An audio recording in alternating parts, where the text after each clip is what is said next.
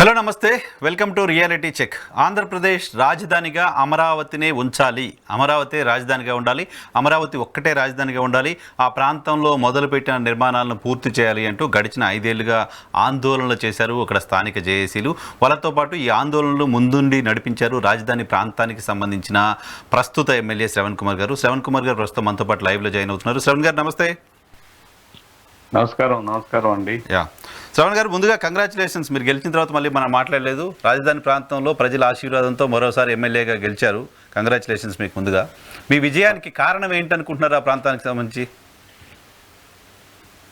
అంత మొత్తం అట్టుడుకుపోయింది. గతంలో 5 సంవత్సరాలుగా నిద్రలేని రాత్రి గడిపారు ప్రాంత ప్రజలు, దాంతోపాటు రాష్ట్ర ప్రజలు. ఎందుకంటే ఎవరు కూడా తమ తాత తల్లిదండ్రుల నుంచి వచ్చిన ఆస్తుల్ని ఒక మంచి కాజ్ కోసం ఇస్తే దాన్ని ఎద్దేవా చేయటం, అలసత్వం చేయటం, దాని మీద అవాకులు చవాకులు పేలటం, దాన్ని ప్రాంతాన్ని చాలా తక్కువ చేసి చూపించటం, ఆ ప్రజల ఆహార వ్యవహారాలని, ఆహార్యాన్ని అన్ని కూడా చాలా దుర్మార్గంగా ట్రోల్ చేసినట్టు మాట్లాడటం, ఇవన్నీ కూడా ఒక ఆలోచన ప్రజల్లో వచ్చింది. ఇది సావోరేవో తేల్చుకోకపోతే ఈ గవర్నమెంట్ ఉంటే మన జీవితాలన్నీ కూడా ఊళ్ళోళ్ళు ఖాళీ చేసి వలస వెళ్ళిపోవాల్సిన పరిస్థితి ఉంటుంది అనేది. దానికి తోడు జగన్మోహన్ రెడ్డి గారి పరిపాలన విధానాలు అవి రాష్ట్ర వ్యాప్తంగా ప్రజలందరూ కూడా ప్రభావితం చేసి ఏంటంటే ఈయన వదిలించుకోకపోతే రాష్ట్రం బాగుపడదు, అన్ని రంగాల్లో విఫలం అయిపోయింది అనేది ప్రజలందరి యొక్క మనోభావాలు. అదే ఈ ప్రాంతం కూడా రిఫ్లెక్ట్ అయింది. దాదాపు నాకు 40 మెజార్టీ ఇవ్వడానికి అదొక కారణం కూడా అనుకుంటున్నా. సో ఆ ప్రాంతంలో అమరావతి రాజధానిగా ఉండాలి అంటూ ఆందోళన చేసిన వాళ్ళలో మనం ఇక్కడ తెలంగాణ మూవ్మెంట్లో చూసాం. తెలంగాణ మూవ్మెంట్లో సబ్బండ వర్గాలు ఎలా పార్టిసిపేట్ చేశాయి. అక్కడ మహిళలు, పిల్లలు, వృద్ధులు రోజుల తరబడి దాదాపు 1000 రోజులు పైగా ఆందోళన చేసినట్టున్నారు ఆ ప్రాంతంలో. సో వాళ్ళంతా కూడా ఇప్పుడు ఓకే, మళ్ళీ రాజధాని ఇక్కడ ఉంటుంది, వస్తుంది అనే ధైర్యంతో ఉన్నారా ఈరోజు? 100%. ఎందుకంటే ఆ సూచనలు క్లియర్ గా కనిపిస్తున్నాయి. ఆ ప్రాంతంలో ఆనందోత్సవాలతో పాటు అభివృద్ధి కార్యక్రమాలు కూడా జరగడం మొదలుపెట్టినాయి. అన్ని చూసినప్పుడు ఒక్కొక్కటిగా సమస్యలు సృష్టించారు జగన్మోహన్ రెడ్డి గారి ప్రభుత్వం. అనేకమైన అపవాదులు వేయటం, కేసులు పెట్టడం, వేధింపులు. కేసులు అంటే వ్యక్తుల మీదే కాదు, రైతులకు సంబంధించిన భూముల మీద కూడా కేసులు పెట్టడం, అన్నిటినీ ఒక్కొక్కటిగా పరిష్కరించుకుంటూ వస్తా ఉన్నారు. కాబట్టి నిన్నగాక మొన్న ఈ జగన్మోహన్ రెడ్డి గారు అభివృద్ధి చేశాడు ఆంధ్రప్రదేశ్ రాజధాని అమరావతిని. ఆ అభివృద్ధి ఏంటంటే అడవి తయారు చేశాడు. అతను ఒక అడవిని తయారు చేశాడు. ఆ అడవిని తొలగించడానికి 36 కోట్ల రూపాయల ధనం ప్రభుత్వం వెచ్చించాల్సిన పరిస్థితి. ముళ్ళకప్పలు, పాములు, తేళ్లు, జర్రులు, అడవి పందులు, ఇట్లా అనేక అడవి జంతువులు, దొంగలు, అడవి దొంగలు కూడా ఉన్నారు. ఆళ్ళ దొంగలు, మెటీరియల్ దొంగలు, రకరకాల. అంటే ఇంకా అది ఒక అనాగరికమైన ప్రాంతంగా మార్చేశాడు, అభివృద్ధి చేశాడు. దాని నుంచి ప్రజలు ఇప్పుడు కోలుకుంటున్నారు. కంప తొలగించారు. తర్వాత సిఆర్డిఏ ముఖ్యమైన ప్రధాన పరిపాలనా భవనాన్ని నాశనం చేసిన దాన్ని మళ్ళా తిరిగి పునర్నిర్మాణం కోసం ప్రారంభోత్సవం నిన్న చేశారు ముఖ్యమంత్రి గారు. అదేవిధంగా కేంద్ర ప్రభుత్వం బడ్జెట్ లో 15,000 కోట్ల రూపాయల సాయం అందిస్తామని ముందుకొచ్చారు. ప్రధానంగా ప్రణాళికలు నడుస్తున్నాయి. కేంద్రం వరల్డ్ బ్యాంక్ వాళ్ళు విజిట్స్ వచ్చినాయి, వాళ్ళు రైతులతో ఇంటరాక్ట్ అవుతున్నారు, అధికారులతో ఇంటరాక్ట్ అవుతున్నారు. అక్కడ స్థానికంగా ఉన్న సమస్యలు వాళ్ళకి అనుమానాలు అన్ని తీర్చుకుంటున్నారు. ఇదంతా కూడా కొలిక్కొచ్చి నవంబర్ 15 ఆ ప్రాంతానికి లోనుకు సంబంధించిన అంశాలు కూడా క్లారిటీ వస్తాయి. సో నిన్న పనుల పునఃప్రారంభం, సిఆర్డిఏ బిల్డింగ్ పునఃప్రారంభం జరిగింది పనులు. సో అమరావతి ఉద్యమంలో చాలా మంది పనిచేశారు సార్ మీతో పాటు. కమ్యూనిస్టులు పనిచేశారు, బీజేపీ పనిచేసింది, కాంగ్రెస్ పనిచేసింది, జనసేన, అందరూ కలిసి పనిచేశారు. సో అందరూ కలిసి ఆ ఈవెంట్లో పార్టిసిపేట్ చేస్తే బాగుండేదేమో కదా అలాంటి ఒక ఇంప్రెషన్ ఉంది. మళ్ళీ పునఃప్రారంభం కూడా అందరం కలిసి మేమంతా కలిసి ఈ రాజధాని ప్రాంత నిర్మాణంలో పార్టిసిపేట్ చేస్తున్నాం లాంటి ఒక ఇంప్రెషన్ ఇచ్చుంటే బాగుండేదేమో కదా అని. అట్లాంటి ఈవెంట్ ఏమైనా భవిష్యత్తులో ప్లాన్ చేస్తున్నారా? ఇది కేవలం బిల్డింగ్కి సంబంధించిన కార్యక్రమంగానే చూస్తారా ఇలా? అది యాక్చువల్ గా చాలా చిన్న కార్యక్రమంగా అనుకున్నది. అనుకోకుండా అర్ధరాత్రికి 10:30-11 గంటలకు నిర్ణయం అయిన ప్రోగ్రాము. జస్ట్ అది ఆల్రెడీ ఉన్న బిల్డింగ్ ఓన్లీ స్ట్రక్చర్ మాత్రమే ఉంది. ఇంటర్నల్ వర్క్స్, ఇంటీరియర్ వర్క్స్ చేయటం కానీ ఇవన్నీ అనుకున్నారు. అనుకోకుండా జరిగిన కార్యక్రమంతో పాటు అక్కడికి జనసేన నాయకులు వచ్చారు, బీజేపీ నాయకులు కూడా వచ్చారు. అందులో బాగా అయ్యారు. ముఖ్యమంత్రి గారు ఉండేసరికి కొద్దిగా స్థానిక నాయకులని అందరినీ కొద్దిగా పెట్టారు. స్థానికంగా ఎమ్మెల్యే ఉన్నారు కాబట్టి ఎమ్మెల్యే వరకు ఇన్వాల్వ్ చేసినారు. సో ఏంటంటే పోయినసారి అందరు కలిసి మనం స్టార్ట్ చేసాము, అప్పుడు ఇంప్లిమెంట్ చేయలేకపోయారు. ఈ మళ్ళీ ఆందోళన ఉంది కదా, ప్రధానంగా మీ ప్రాంతానికి సంబంధించిన వాళ్ళు మాత్రమే కాదు, మీరు అన్నట్టుగా మొత్తం రాష్ట్ర ప్రజల్లో చాలామంది అమరావతి రాజధానిగా ఉండాలి అని మ్యాండేట్ ఇచ్చినట్టు మొన్న 3 రాజధానులు అంటూ వైసీపీ చెప్తే కూడా దాన్ని నమ్మకుండా వైజాగ్లో మీకు ఓట్లు వేశారు, కర్నూలులో మీకు ఓట్లు వేశారు, రాష్ట్రం అంతా యాక్సెప్ట్ చేసిన రాజధాని. సో ఫర్దర్గా మళ్ళీ దాన్ని ఎవరు డిస్టర్బ్ చేయలేరు లాంటి ఒక మెసేజ్ ప్రభుత్వం వైపు నుంచి వెళ్లాల్సిన అవసరం కనిపించట్లా? ఆ దిశగానే వెళ్తున్నారు కదా. ఇప్పుడు కూటమి ప్రభుత్వం, కూటమి ఎన్నికల సందర్భంగా కూడా అన్ని ప్రాంతాల్లో తిరిగినప్పుడు కూటమి నాయకులందరూ కూడా చెప్పారు అమరావతి రాజధానిగా ఉంటుంది అని ఇచ్చారు. విశాఖపట్నం రాజధాని ఇస్తాము అని చెప్పిన జగన్మోహన్ రెడ్డి గారికి అత్యధిక మెజార్టీతో కూటమి ప్రజలను గెలిపించారు, కూటమి అభ్యర్థులను గెలిపించారు. దాంట్లో కూడా రాష్ట్ర స్థాయి రికార్డు మెజార్టీ మన గాజువాక నుంచి పల్లా శ్రీనివాసరావు గారికి వచ్చింది. దాదాపు 95,000 పైగా, 1,00,000 దగ్గరగా మెజార్టీ వచ్చింది. అంటే నేను రాజధాని ఇస్తానంటే వద్దనే పరిస్థితి కాదు. జగన్మోహన్ రెడ్డిని చూసి భయపడ్డారు. రాజధాని పేరు మీద అక్కడ చేసిన అరాచకం గాని, భూదందాలు గాని, ఆ నాయకులు చేసిన విన్యాసాలు గాని, ఇవన్నీ కూడా అర్థమైపోయి ప్రజలు మనకి రాజధాని కంటే కూడా అభివృద్ధి ముఖ్యం, అభివృద్ధి తెలుగుదేశం, జనసేన, బీజేపీ కూటమి చేస్తారు, విశాఖపట్నాన్ని ప్రత్యేక దృష్టితో అభివృద్ధి చేస్తారనే ఉద్దేశంతో ప్రజలు ఓటేశారు. రాజధాని గురించి ఎన్నికల అంశంలో కూడా స్పష్టత ఇచ్చారు చంద్రబాబు నాయుడు గారు, జనసేన నాయకులు, బీజేపీ నాయకులు. అమరావతి రాజధాని ఉంటుందని అమిత్ షా గారు ప్రకటించారు, ప్రధానమంత్రి గారు ప్రకటించారు, పవన్ కళ్యాణ్ గారు చెప్పారు. రాయలసీమలో కూడా ఇదే మీటింగ్స్ అని ప్రతి ఎన్నికల సభలోనూ అమరావతి స్పష్టంగా చేశారు. కాబట్టి అందరూ కలిసి పనిచేస్తున్నారు. కూటమి ప్రభుత్వం తీసుకున్న నిర్ణయాలే కాబట్టి అందరూ కలిసినట్టే. కాకపోతే ఏంటంటే ఒక్క మీరు చెప్పిన మాటలో ఒక్క వామపక్షాలు మాత్రం లేవు. ఎన్నికల్లో మాతో పొత్తులో లేవు గనక, వామపక్షాలు బీజేపీ ఉంటే ఉండవు గనక వాళ్ళు బహుశా వాళ్ళు తప్ప అన్ని రాజకీయ పక్షాలు ఉన్నాయి. ఓకే. కేసులు, అమరావతి ఉద్యమం సందర్భంగా మీలాంటి వాళ్ళతో పాటు అనేక మంది పైన కేసులు పెట్టారు, చాలా కేసులు పెట్టారు, మహిళలపైన కేసులు చూసాం. అమరావతి ఉద్యమానికి నాలాంటి వాళ్ళని కూడా మద్దతు ఇస్తూ వచ్చాం. రాజధానులు 3 ఉండాలా 2 ఉండాలా అనే విషయం పక్కన పెడితే ఉద్యమకారుల పట్ల ప్రభుత్వం వ్యవహరించిన తీరు ఖచ్చితంగా సరైంది కాదు అని, అమ్మవారి దర్శనానికి వెళ్తున్న సందర్భంగా కావచ్చు, లేకపోతే అక్కడ దీక్షలు చేస్తున్న సందర్భంగా కావచ్చు, అక్కడ మహిళలు రోడ్లపైన మట్టిపైన అన్నం వేసుకొని తినాల్సిన పరిస్థితి, ఆ విజువల్స్ అనేది చూస్తే చాలా బాధ అనిపించింది. సో అప్పుడు ఆ సమయంలో కేసులు ఎదుర్కొన్న వాళ్ళు ఇంకా కేసులు అలాగే ఉన్నాయి. ఆ అమరావతి ఉద్యమకారుల పైన ఉన్న కేసులను ఎత్తివేయడానికి సంబంధించి ప్రభుత్వం ఏమైనా ఆలోచన చేస్తుందా? దానికి సంబంధించి మీ వైపు నుంచి ఉన్న ఇనిషియేషన్ ఏంటి? అది కేసులు ఇప్పుడు 3-4 రకాలుగా ఉన్నాయి. కేసులను బట్టి రకం కాదు, స్టేజ్ ఆఫ్ కేసెస్. కొన్ని ఛార్జ్ షీట్ ఫైల్ చేసే దశలో ఉన్నాయి, కొన్ని కోర్టులో ట్రయల్ అవుతున్నాయి, కొన్ని అసలు ఎంక్వైరీ స్టేజ్ లోనే ఉన్నాయి. ఇవన్నీ కేటగరైజ్ చేసి దాని మీద ఒక వర్కౌట్ జరుగుతుంది. తప్పకుండా అక్రమంగా పెట్టిన కేసులన్నింటినీ తొలగిస్తారు. కోర్టులో ఉన్న ట్రయల్లో ఉన్న వాటిని మాత్రం ట్రయల్ గా మనే నడుస్తుంది.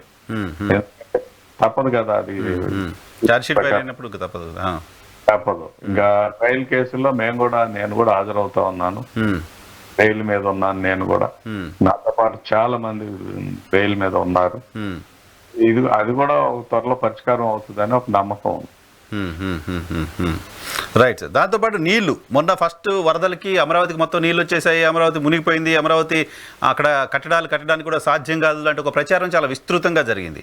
సో ఆ ప్రచారం నుంచి అక్కడ మళ్ళీ బిల్డింగ్ నిర్మించే వైపు వెళ్ళాలంటే కాన్ఫిడెన్స్ ఇవ్వాల్సిన అవసరం ఉంటుంది ప్రభుత్వం వైపు నుంచి. ఏ రకంగా కాన్ఫిడెన్స్ బిల్డ్ చేయగలరు? అక్కడికి మళ్ళీ వరదలు వచ్చినా నీళ్లు రాకుండా ఉండే రాజధానిగా దాన్ని ఏ రకంగా డెవలప్ చేయడానికి సంబంధించిన యాక్షన్ ప్లాన్ ఉంది? అంటే మీరు చెప్తున్న దాన్ని బట్టి ఇది ప్రచారం మాత్రమే. మీరు కూడా వరదలు వచ్చినా ఇబ్బంది పడకుండా ఉండే రాజధాని అంటే విజయవాడ ఒక పక్కన మీరు చూశారు, కుదరగా వరదలు వచ్చినాయి. అది ఇటీవల వచ్చిన చెన్నై వరదలు చూసాము, బెంగళూరు వరదలు చూసాము. అమరావతిలో అసలు అటువంటి పరిస్థితి ఉత్పన్నం కాలేదు. ఇది ఒక ప్రచారం మాత్రమే, వ్యతిరేక ప్రచారం. అది కూడా వర్షం బాగా పూర్తి స్థాయిలో వచ్చినప్పుడు తప్పకుండా రోడ్లు జలమయం అవుతాయి. ఒక రోజు అది తప్పలేదు. జలమయమైన సందర్భాన్ని చూసి అమరావతి మునిగిపోయిందంటే, మునిగిపోతే మరి నిజంగానే మరి ఎందుకు అక్కడ పునరావాస ప్యాకేజ్ ఏం ప్రకటించలేదు? అమరావతిలో దాన్ని నేను సాక్షి పేపర్లో చూశాను, సాక్షి మీడియాలో చూశాను. వాళ్ళు ఏం చేశారంటే, అమరావతి మునగకపోతే వీళ్ళకి ఎందుకు నిత్యావసర సరుకులు సరఫరా చేశారు, వీళ్ళకి ఇది ఇచ్చారు అది ఇచ్చారని అడిగారు. ఎవరికి ఇచ్చారనేది రాష్ట్ర ప్రభుత్వంలో మీ ద్వారా రాష్ట్రంలోని ప్రజలకి, మీడియాలో ఉన్న సోదరులకు కూడా తెలియజెప్పేది ఏంటంటే, అమరావతి ప్రాంతంలో అంటే నా నియోజకవర్గంలో ముఖ్యంగా రెండు లంకలు ఉన్నాయి. అంటే కృష్ణా నదికి మధ్యలో ఉంటాయి అవి. పెదలంక అని, ఉద్దండరాయనపాలెం లంక అని. అంటే అక్కడికి వెళ్ళాలంటే పడవల్లో మాత్రమే వెళ్ళాలి. ఇప్పుడు కూడా మామూలు నార్మల్ డేస్ లో కూడా పడవలోనే వెళ్ళాలి. సో అక్కడ దాదాపు 350 కుటుంబాలు ఉంటాయి. అదే ఉద్దండరాయనపాలెం లంకలో కూడా దాదాపు 170, 165 కుటుంబాలు ఉంటాయి. వర్షం వచ్చి వరద వస్తే, వరద నార్మల్ గా వచ్చిన, వర్షం పడకపోయినా వర్షం లంకలో ప్రజలు ఖాళీ చేపిస్తారు. అందులో భాగంగా ఇటీవల వచ్చిన వరదలు, వర్షాల వల్ల 13 లక్షల దాదాపు 60,000 క్యూసెక్లు, 11,40,000 క్యూసెక్లు, 11,48,000 క్యూసెక్లు వచ్చింది. క్యూసెక్లు అంటే ఎప్పుడు రాని అంత వచ్చినప్పుడు ఆ ప్రాంతం ఖాళీ చేపించాము. వాళ్ళకి ప్యాకేజ్ ఇవ్వటం జరిగింది. దాన్ని చూపించి ప్యాకేజ్ ఎలా ఇచ్చారంటారు తప్ప, అమరావతి కోర్ క్యాపిటల్ గా ఏదైతే పరిపాలనా భవనాలు గాని, సెక్రటేరియట్ గాని, అసెంబ్లీ గాని, హైకోర్టు గాని ఉన్న ప్రాంతాల్లో మునిగింది ఏం లేదు. పనులకు అంతరాయం ఒక చోట కృష్ణా కరకట్ట దగ్గర, అవుట్ ఫాల్స్ లూయిస్ దగ్గర తలుపులు ఇరిగిపోయి అక్కడ వర్క్ జరుగుతుంటే ఒక రోజు సెలవు ఇచ్చారు కోర్టుకి.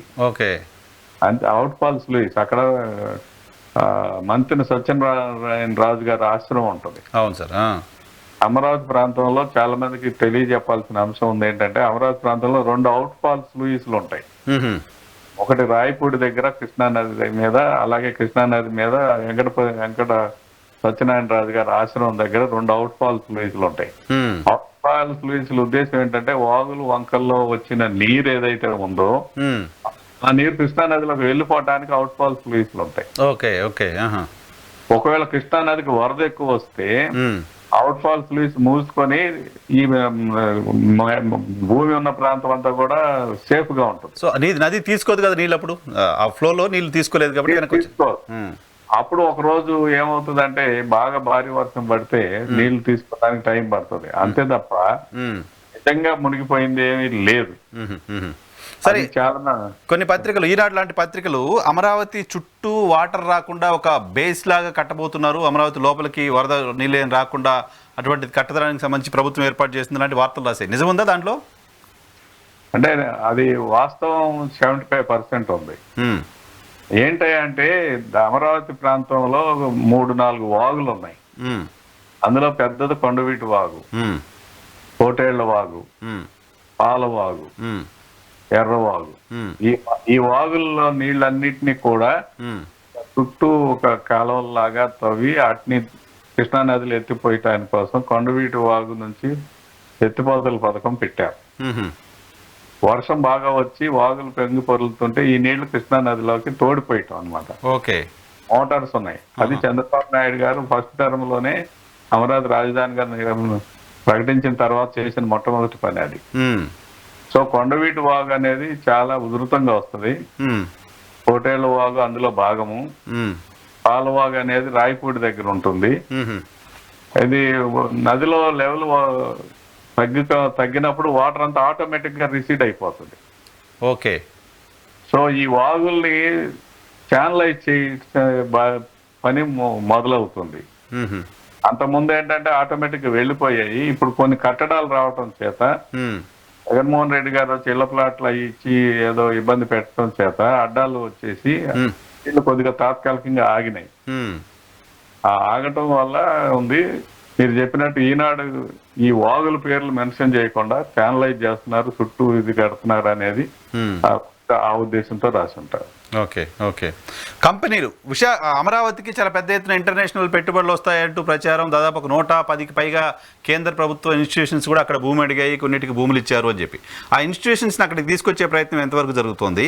కంపెనీస్ అమరావతి వైపు కాకుండా విశాఖపట్నం వైపు వెళ్తున్నాయి ఎందుకు లాంటి అటువంటి ఒక ఇంప్రెషన్ కూడా కలుగుతోంది. ఓకే, మంచి ప్రశ్న వేశారు సార్.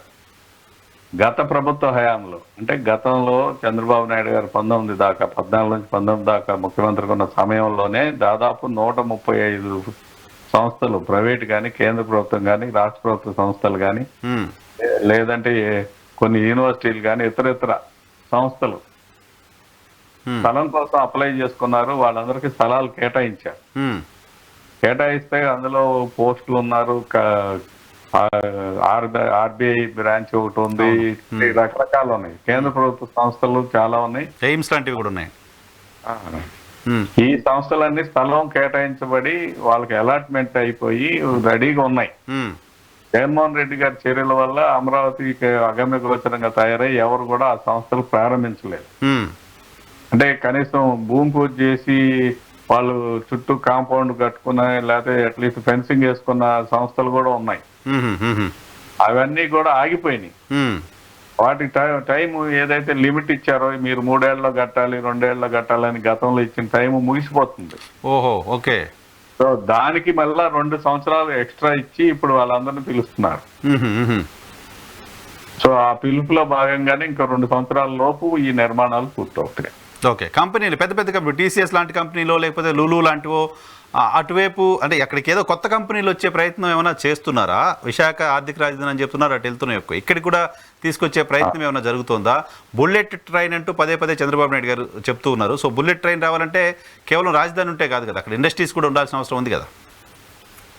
మీరు చెప్పింది ఏంటంటే విశాఖపట్నాన్ని టెక్నాలజికల్ హబ్ గా గాను ఫైనాన్షియల్ హబ్ గా గాను డెవలప్ చేయాలనేది గవర్నమెంట్ యొక్క ముఖ్య ఉద్దేశం. అప్పుడు కూడా లులు గ్రూప్ ని విశాఖపట్నమే తీసుకొచ్చారు చంద్రబాబు. కరెక్ట్. తర్వాత సాఫ్ట్వేర్ టెంపుల్టన్ కానీ ఇవన్నీ కూడా అప్పుడు అక్కడ తీసుకొచ్చారు. అవి కొనసాగించకుండా పంపించేశారు జగన్మోహన్ రెడ్డి గారు. మళ్ళా ఇప్పుడు విశాఖపట్నాన్ని అదే కమిట్మెంట్ తో బాగా డెవలప్ చేయాలనే ఉద్దేశంతో టీసీఎస్ ఇప్పుడు అక్కడ తీసుకురావడానికి కృషి చేశారు. వస్తుందని చెప్పి మనం ప్రకటనలో కూడా చూసాం. ఆ ఎక్స్పెంట్ కూడా త్వరలో చేసుకుంటారని చెప్పి కనపడింది. అంటే సమగ్రంగా రాష్ట్రం అన్ని ప్రాంతాలు అభివృద్ధి చెందాలనే ఉద్దేశంతో ఓరకల్లు పారిశ్రామిక వాడ రాయలసీమలోను ఓరకల్లు ఎయిర్పోర్ట్ అప్పుడే చేయటం జరిగింది. మరి సీడ్ హబ్ గా తయారు చేయాలని కర్నూలు ప్రాంతం అంతా కూడా సీడ్ హబ్ గా తయారు చేసి పారిశ్రామిక అవసరాలు తీర్చాలంటే స్థలం అటు ప్రాంతంలోనే ఉంది, అటు చేయాలనేది కొన్ని పరిశ్రమలు కొన్ని హార్టికల్చరల్ హబ్ గాను సీడ్ హబ్ గాను రాయలసీమను తయారు చేయాలనేది ఒక ఉద్దేశం. అవి అప్పటి ప్రణాళికలో భాగంగా ఇప్పుడు అమలు అవుతా ఉన్నాయి. విశాఖపట్నాన్ని ఫైనాన్షియల్ హబ్ గా తయారు చేయాలనేది చంద్రబాబు గారి ఉద్దేశం. మీరు చెప్పినట్టు బుల్లెట్ ట్రైన్ అనేది ఇప్పుడే రాదు. అమరావతికి రైలు ప్రాజెక్ట్ వచ్చింది, ల్యాండ్ ఎక్విజిషన్ జరుగుతుంది. ఎర్రబాలెం నుంచి నంబూరు వరకు రైలు ట్రాక్ ఒకటి నిర్మాణం చేసి విజయవాడ స్టేషన్ కు ఉన్న ట్రాఫిక్ ని డైవర్ట్ చేయాలనేది. ఎర్రబాలెం అంటే ఖమ్మం జిల్లా ఎర్రబాలెం. ఇటు వచ్చేసరికి నంబూరు స్టేషన్ ఉంది. నంబూరు అని నాగార్జున యూనివర్సిటీ దగ్గరలో ఉంటుంది. ఆ లింక్ కలిపి అక్కడ నుంచి మన గుంటూరు మీదుగా కొంత ట్రాఫిక్ డైవర్ట్ చేయాలనేది కేంద్ర ప్రభుత్వ ఉద్దేశం. అందులో భాగంగా ఇటీవల ముఖ్యమంత్రి గారు ఢిల్లీ వెళ్ళినప్పుడు రైల్వే శాఖ మంత్రిని కలవటం జరిగింది. వాళ్ళ మాటల్లో వచ్చింది ఏంటంటే నెక్స్ట్ బుల్లెట్ ట్రైన్ అనేది మీరు నార్త్ లోనే కాదు సౌత్ కి సెకండ్ బుల్లెట్ ట్రైన్ సౌత్ కి తీసుకొస్తామని చెప్పి వైష్ణవ్ గారు చెప్పడంతో ముఖ్యమంత్రి గారు ఏం చెప్పారంటే మీకు సౌత్ కు వచ్చేటప్పుడు ఖచ్చితంగా అమరావతిని కనెక్ట్ చేయండి. సౌత్ ని 3 ప్రాంతాలు హైదరాబాద్, అమరావతి, చెన్నై, బెంగళూరు ఈ ఈ ప్రాంతాలన్నిటి కనెక్ట్ అయ్యేలాగా ప్లాన్ చేయండి బుల్లెట్ ట్రైన్. అప్పుడు ఫైనాన్షియల్ గా ఈ ప్రాంతం అంతా కూడా అభివృద్ధి చెందుతుంది అని. ఆ సమయానికి అమరావతి ప్రాంతంలో ఇంటర్నేషనల్, నేషనల్ రెప్యూటెడ్ ఇన్స్టిట్యూషన్స్ అన్నిటినీ తర్వాత సంస్థలను కూడా తీసుకురావాలనేది ఒక టార్గెట్ గా పనిచేస్తున్నారు. ఓకే రావాలని కోరుకుందాం. చివరిగా సూపర్ 6 అమలు చేయడంలో కూటమి సర్కారు ఫెయిల్ అయిపోయింది ఇలాంటి ఒక ప్రచారం జరుగుతోంది. సూపర్ 6 అమ్మఒడి అన్నారు ఇప్పటి వరకు రాలేదు, బస్సులు అన్నారు రాలేదు, గ్యాస్లు అన్నారు రాలేదు. ఈ రకమైన విమర్శలు ప్రభుత్వం పైన ప్రతిపక్షాలు చేస్తూ ఉన్నాయి. ఏంటి మీ ఆన్సర్ దానికి? సూపర్ 6 లో మొట్టమొదటి హామీ ఏంటంటే 4,000 చేస్తామని. పెన్షన్ 4,000 తీసుకొస్తాం ప్రతి నెల. వృద్ధులకు, వికలాంగులకు, వితంతువులకు కానీ పెన్షన్ అర్హులు ఎవరైతే ఉన్నారో వారందరికీ 4,000 చేస్తామనేది మొట్టమొదటి హామీ. హామీని ఎన్నికల కంటే 3 నెలల ముందు ఇచ్చే జరిగింది. అది ఆ 3 నెలల బకాయి కలిపి ఏ రోజైతే ప్రకటించారో ఆ రోజు నుంచి మేము అమలు చేస్తామని ప్రజల నమ్మకంగా చెప్పారు. ఆ బకాయి 3,000 కలిపి 7,000 మొదటి నెల ఇచ్చారు. తీరా చూసుకుంటే ఆర్థిక పరిస్థితి చాలా ఇబ్బందికరంగా ఉంది కాబట్టి వరుసనే అన్ని తీసుకురావాలనే ఉద్దేశంతో ఇప్పుడు రేపు 31వ తారీఖు దీపావళి పండుగ ఉంది కదా, దీపావళి పండుగకి గ్యాస్ ఇస్తారు. తర్వాత తల్లికి వందనం పేరు మీద పిల్లలకి ఇచ్చే డబ్బు మీద వర్కౌట్ చేస్తున్నారు అసలు ఎట్లా దీన్ని అమలు చేయాలి, ఏం చేయాలని. తర్వాత సాధ్యాల కంటే కూడా అనుభవాలు, ఈ ఉచిత బస్సుకి సంబంధించిన అనుభవాలన్నీ కూడా ఢిల్లీలో గాని, కర్ణాటకలో గాని, తర్వాత ఎక్కడైతే అమలు చేస్తున్నారు చెన్నై, హైదరాబాద్, తెలంగాణ, తమిళనాడు కూడా కొంత పార్ట్ టౌన్ అర్బన్ సిటీస్ లో అమలు అవుతా ఉన్నాయి. అన్నిటినీ స్టడీ చేసి ఒక సిస్టమేటిక్ తీసుకొచ్చి ఒక టైం ఫ్రేమ్ లో తీసుకురావాలనేది ఉద్దేశం. రైట్ సార్, చివరిగా మీ నియోజకవర్గ అభివృద్ధి అంటే ఇప్పుడు మొత్తం రాష్ట్ర అభివృద్ధిగానే చూడాలి. ఎందుకంటే అక్కడ అమరావతి ఉంది కాబట్టి ఆ అభివృద్ధి మొత్తం రాష్ట్రానికి సంబంధించి అభివృద్ధిగా కనపడుతోంది. నారా లోకేష్ గారి ప్రోత్సాహం ఎలా ఉంది అక్కడ అమరావతితో తాడికొండ అభివృద్ధికి సంబంధించి? చంద్రబాబు నాయుడు గారికి సంబంధించిన ప్రోత్సాహం ఎలా ఉంది? ఇప్పుడు రాష్ట్రంలో ఏ అభివృద్ధి జరుగుతున్నా అమరావతితో మొదలవుతుంది. అంతే కదా. సో అమరావతిలో ఏం జరిగినా కూడా అది రాష్ట్ర ప్రభుత్వం, చంద్రబాబు గారు, లోకేష్ గారు చేసినట్టే. దాంతో పాటు నా సూచనలు, సలహాలు కూడా ఉంటాయి. గతంలో జరిగిన ప్రణాళికలన్నీ అమలు అవ్వాలని నేను కోరుకుంటున్నాను. అమలుతో పాటు కొన్ని హామీలు ఉన్నాయి. ఆ హామీలు జగన్మోహన్ రెడ్డి గారు కొన్నిటిని అమలు చేయడం ఆపేశాడు. ఏది పెన్షన్లు కానీ, అసైన్ ల్యాండ్స్ కి సంబంధించిన అంశాలు కానీ, ఇవన్నీ వాటన్నిటిని తిరిగి పునరుద్ధరించడం కూడా చాలా ముఖ్యమైన అంశం. ఇవన్నీ కూడా జరగాలంటే ముఖ్యమంత్రి గారి సహాయమే కదా ముఖ్యం అన్నిటికీ. ఖచ్చితంగా వాళ్ళ ఎదురు సహాయ సహకారాలు ఉన్నాయి. ఓకే, అమరావతి ప్రాంతంలో 40,000 మందికి ఎంతమందికో వైసీపీ హయాంలో భూములు ఇచ్చారు, అక్కడ ప్లాట్లు ఇచ్చారు. ఆ ప్లాట్లకు సంబంధించి కూడా వివాదం చూసాం. సో ఇప్పుడు వాళ్ళు అక్కడ లబ్ధిదారులను ఏం చేయబోతున్నారు? సిఆర్డీఏ పరిధిలోని భూమిలో, అమరావతి ప్రాంతానికి సంబంధించిన భూమిలో వాళ్ళ కోసం ప్రత్యేకమైన ఏరియా కేటాయించాము, అక్కడ ఇళ్ల స్థలాలు ఇస్తామంటూ గతంలో మీరు చెప్పారు. సో ఇప్పుడు అక్కడ ఇల్లు పట్టాలు తీసుకున్న వాళ్ళ పరిస్థితి ఏంటి? అసలు ఎవరు తీసుకున్నారు అనేది చాలా మందికి అగమ్యగోచరంగా ఉంది. దాని మీద స్టడీ చేస్తున్నారు. మేము గతంలో చెప్పినట్టుగా, ఆరోపణ చేసినట్టుగా అమరావతి ప్రాంతంలో ఉన్న అంటే మంగళగిరి కానీ, తాడికొండ కానీ, నా నియోజకవర్గాల పరిధిలో రాజధాని ఉంది. 80% తాడికొండ నియోజకవర్గం, 20% మంగళగిరి నియోజకవర్గంలో రాజధాని ఉంది, కోర్ క్యాపిటల్. ఇందులో ఉన్నవాళ్ళు కాదు, విజయవాడలో ఉన్నవాళ్ళు, గుంటూరులో ఉన్నవాళ్ళు, ఇంకా రకరకాల ప్రాంతాల్లో ఉన్న వాళ్ళందరినీ తీసుకొచ్చి స్థలాలు ఇచ్చామని చెబుతున్నారు.